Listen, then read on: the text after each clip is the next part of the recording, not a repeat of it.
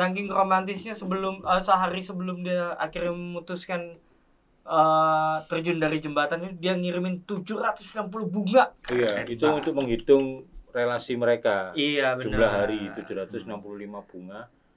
Mengampuni pribadinya tapi terus jangan berkubang di situ. Iya, jelas-jelas sama aja ya, makin depresi. Harus cari circle komunitas yang positif itu tadi.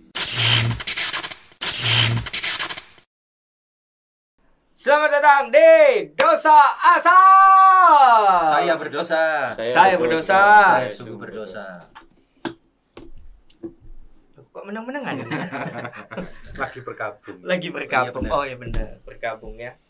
Kau ganteng, muda, banyak duitnya, tapi sayang harus mengakhiri hidup serunya di dunia ini. Ini ada sebuah kasus gamer dari China yang dia bunuh diri setelah banyak variabelnya ya. Kayaknya cintanya ditolak gitu ya, Mo ya. Kayaknya bertepuk sebelah tangan lebih tepatnya. Iya, bertepuk sebelah tangan. Bertepuk sebelah tangan, jadi dia itu punya pacar yang juga sama gamer, lalu sering transfer uang ke dia untuk belanja-belanja si ceweknya ini, sampai suatu hari transferan sudah banyak, lalu suatu hari dia itu sampai 2 tahun ya, relasi itu sampai 2 tahun, terus suatu hari dia minta dibelikan McD karena dia sendiri sudah hidupnya sangat irit demi supaya bisa transfer ke cewek itu, makan seadanya, sampai suatu hari dia minta dipesankan McD, lalu ceweknya menolak, malah pengen pergi sama teman-temannya. Lalu si gamer ini, nama akunnya Fat Cat itu, dia depresi lalu bunuh diri di Cina, terjun dari jembatan ya. Saking romantisnya sehari sebelum dia akhirnya memutuskan terjun dari jembatan itu, dia ngirimin 760 bunga. Iya, itu untuk menghitung relasi mereka. Iya, benar. Jumlah hari 765 bunga dikirim ke apartemennya, lalu besoknya terakhir sebelum bunuh diri pesan McD itu tidak diizinkan juga, lalu bunuh diri. Ini dua pasang usianya 20 sama 26 ya. Iya, Ini waduh, ini sangat mengejutkan ya. Sehingga lalu heboh di Cina itu, karena ini jenis apa lagi nih? Gitu, kayak apalagi sih drama di kehidupan ini kok sangat rumit sekali. Iya, gitu. tapi ternyata masih ada ya cowok yang punya cinta sejati begitu ya. Maksudnya mencintai dengan tulus, itu ternyata masih ada ya di dunia yang semakin materialistik, individualistik. Iya. Saya mau ngomong kasar, tapi kan konten agama ya nggak boleh. Tapi kalau menurutku sih naif kayaknya. Ya. Nah, itu kata yang paling pas ya. Kata yang paling pas. Cowoknya itu naif gitu, maksudnya kalau cuman transfer gitu ya nggak tahu ya, akhirnya jatuhnya kan jadi dimanipulasi kan, maksudnya betul. hanya mengambil keuntungan aja yang cewek dari itu ya. Tapi cowoknya mau melakukan itu. Nah secara sadar loh, tapi ya kok kayak gitu tuh gimana ya? Apa itu maksudnya cowoknya itu, apa yang ada di benak cowok itu sehingga cowok itu mau melakukan, berharap terus atau apa itu namanya? Mari kita telepon orang itu. Siapa ini? Cowoknya itu. Cowok Kan pengen tahu apa yang ada di benaknya. Itu cowok. Iya. Kita Itu Fat Cat itu. di gamer Ya, Mobile Legends. Saya melihat itu berita itu di TikTok, memang menyedihkan ya. Jadi ada seorang pria yang punya harapan begitu besar pada seorang gadis yang ia cintai dan berharap suatu saat akan menikahi gitu kan. Nah, saya lihat dengar berita itu bahwa si cowok ini rela tiap hari cuma makan sayur begitu kan, supaya bisa mengirimi ceweknya itu untuk memenuhi semua keinginan si pacarnya itu kan, dan berharap suatu saat bisa menikah. Nah, ternyata pas sudah terkumpul banyak kan, itu kan LDR kan, mereka berdua kan LDR, terus lalu si cowok datang ke kotanya si cewek itu karena tabungannya sudah banyak, dianggap sudah cukup untuk menikah. Ternyata si cewek itu minta putus itu kan, lalu ceritanya mengakhiri hidupnya. Dan salah satu isu akhirnya yang muncul adalah itu toxic positivity. Toxic positivity. Ya. Si cowoknya masih punya harapan yang besar terhadap. Ya, jadi sejak semula cowok itu sudah tahu sebenarnya bahwa si cewek ini enggak tulus lah cintanya, mungkin hanya dimanfaatkan, tahu. Tapi dia selalu membangun harapan palsu bahwa ya suatu saat cewekku ini pasti akan berubah. Padahal sudah ada indikasi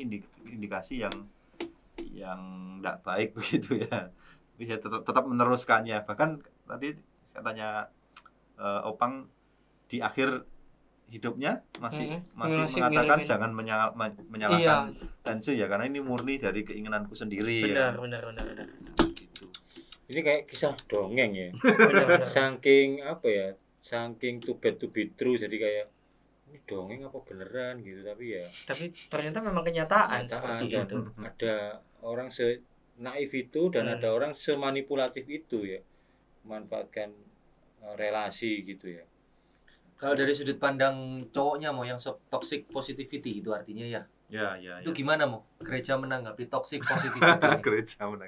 Gereja tetap mengajarkan untuk selalu memiliki harapan ya, iman, harapan dan kasih ya. Berarti betul, ya, positif. Harapan. Berarti positif. yang awal masih sejalan. Ya. Oke. Juga harus mengampuni begitu ya. Sejalan lagi. Belum toksik. Belum positif gitu. Ya. Cuman kalau kita merujuk pada tulisannya Santo Yohanes Paulus II, itu dalam tulisannya itu ada iman dan akal budi. Jadi Fides et Ratio. Jadi dokumennya itu judulnya Fides et Ratio. Dalam hal beriman itu kita tidak bisa hanya mengandalkan perasaan saja ya, membabi buta itu tadi, tapi juga seperti sayap ya, burung sayap terbang itu untuk mencapai kebenaran, mencapai surga itu tidak bisa hanya perasaan saja, hanya iman saja, enggak, tapi akal budi juga harus seimbang seperti sayap itu. Kalau tidak nanti jadi berat sebelah dan tidak akan sampai pada kebenaran. Sama seperti relasi ya. Iya, termasuk itu tadi kan ya oke lah kita diajari untuk mengampuni tak terbatas berkali-kali, tapi kita juga harus kan kita tetap punya common sense ya, tetap punya akal budi, tetap punya nalar ya, bahwa ini relasi yang toksik karena dia tahu bahwa si perempuan ini tadi tidak mencintai dia dan hanya memanfaatkan relasi ini. Sebenarnya sudah tahu dia. Sudah tahu, tapi GoFood terus. Tapi dia itu tadi membangun harapan palsu untuk dirinya sendiri, dan itu akhirnya berdampak pada itu tadi ya, keputusan sampai depresi dan bunuh diri. Artinya harusnya dia segera melek, sadar bahwa tidak semua keinginan kita itu di dunia ini bisa terwujudkan. Kita harus segera bangun gitu loh. Ya, justru yang masuk di sini adalah ya salib. Yesus itu jatuh, tapi dia tidak lalu tersungkur terus, tapi berusaha untuk bangkit, sadar gitu loh, bahwa tidak semua keinginan kita di dunia ini terwujud. Kita harus bisa menerima itu, hidup tetap terus berjalan, dan seharusnya dia bisa memikirkan banyak hal. Ya dia kan masih sangat muda. Iya. Pandai, gamers, ya bisa saja dia jadi influencer ataupun bisa menjadi seorang motivator. Kisahnya dia bisa menginspirasi banyak orang daripada memutuskan lalu bunuh diri. Memang sekali ya, sayang sekali gitu. Kita berempati pada apa yang dia alami itu ya, apa yang terjadi gitu. Tapi ya ini perlu kita bicarakan supaya jadi pelajaran buat teman-teman OMK juga. Untuk itu tadi Fides et Ratio gitu. Tetap punya iman, harapan, tapi juga punya akal budi. Kalau ini relasi ini sudah red flag gitu ya, jangan membangun harapan palsu itu sudah tadi. Sudah toksik itu tadi. Ya, jelas-jelas toksik. Oh, dia nanti akan berubah, ini dia enggak bisa hidup tanpa aku. Bisa. Bisa. Atau kalau enggak ditransfer nanti dia enggak bisa makan, bisa. Bisa.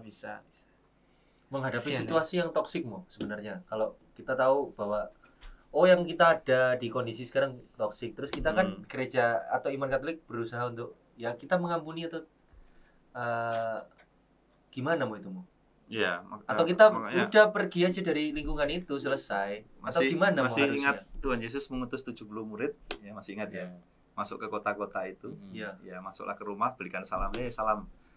Kalau kamu diterima di situ, masuklah ke rumah itu. Kalau tidak diterima, pergilah, kebaskanlah debu dari dari pakaianmu. Artinya ya sudah, kalau memang itu relasinya relasi toksik dan kamu tidak bisa berkembang bertumbuh di situ, ya kamu harus meninggalkan itu ke tempat ya di mana kamu bisa diterima, bertumbuh, berkembang. Gitu. Tetap mengampuni, ya, tapi tetap mengampuni, ngalio. tapi ngalio. Ya.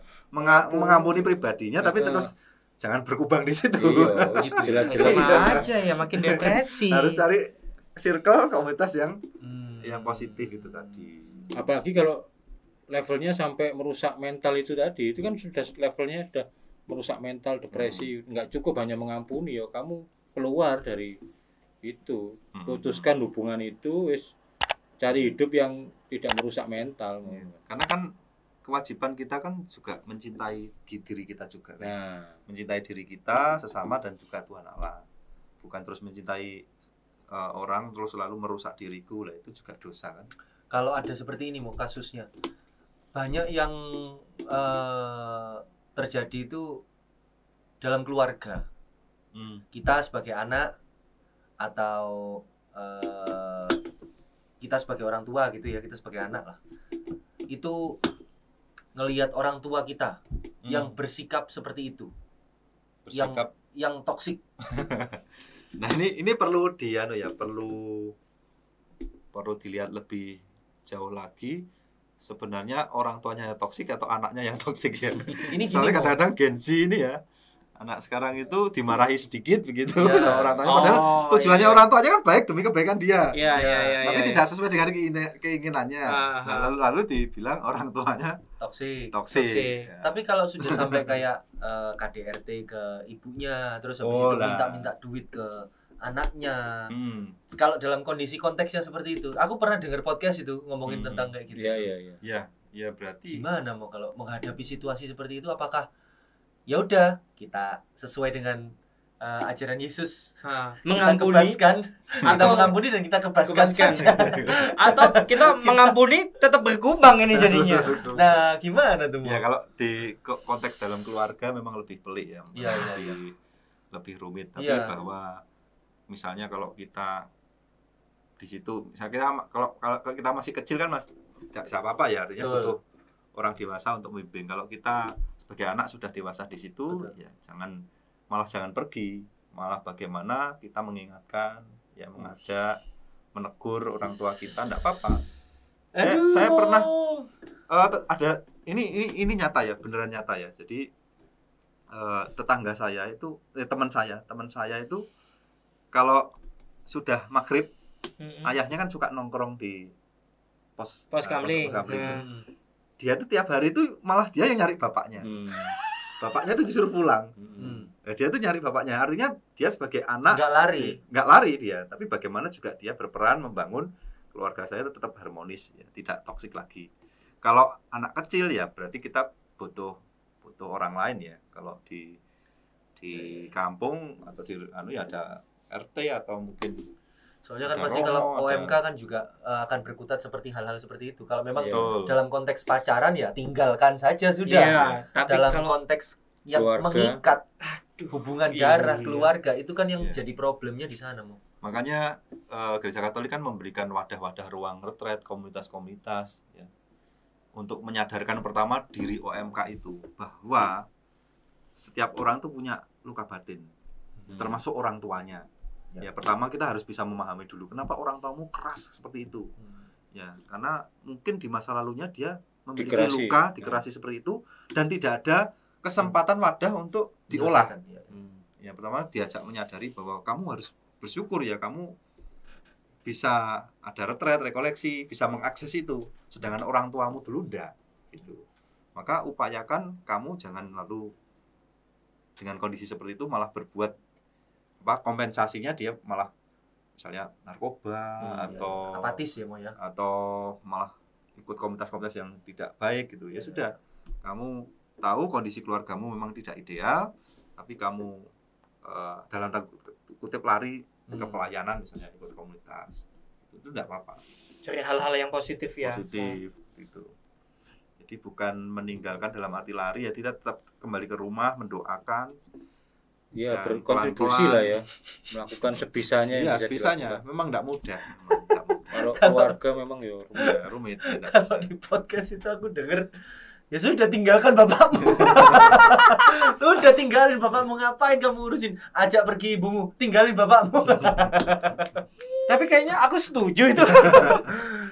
Susah ya. Ya kalau memang sudah sampai ke arah kriminal, itu kriminal ya bagaimana ya, harus lari karena itu keselamatan jiwanya.